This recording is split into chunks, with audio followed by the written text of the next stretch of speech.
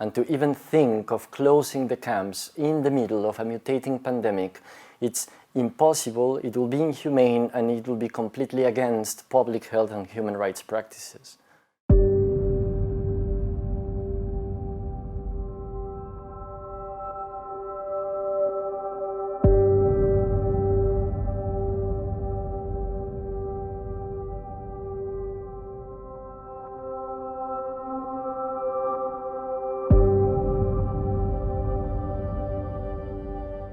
By the end of March this year, the government of Quênia has, for the third time, called for the closure of Dadaab refugee camp.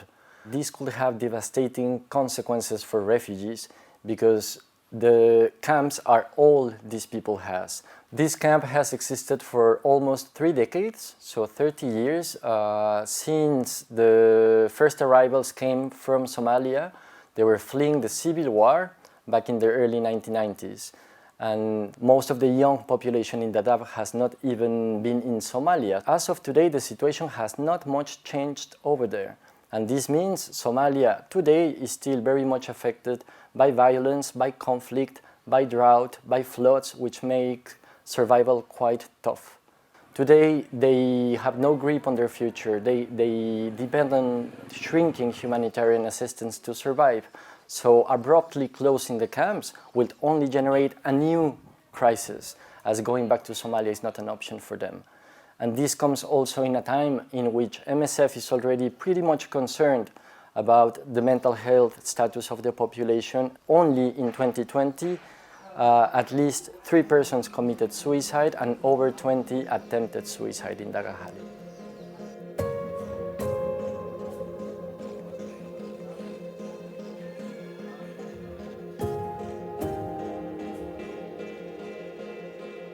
When you are in front of a refugee from Dadaab, like it was my case in Dagahali, you are only humbled by the level of resilience and endurance that these people has shown over the last decades. But we also know that this has a limit. It's very difficult for any human being to keep running with this level of uncertainty and with others card playing your future, with you having very little to do or very little to say. The very reason why today, 30 years after, Dadaab is still existing is because of the failed peace initiatives back in Somalia. So when I met one of the refugees and I asked him if it was up to you to write the last chapter of the Dadaab camp, what would that be? How would that look like? And his answer was quite simple but quite powerful. He answered, "I would like a peaceful life."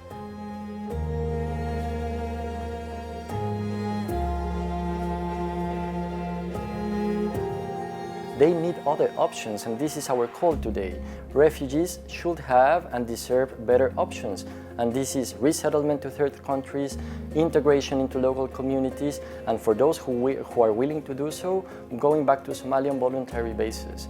Today, personally, and as Médecins Sans Frontières, we join the refugees in their dream to one day leave Dadaab, to finally put an end to this chapter, but not at any cost.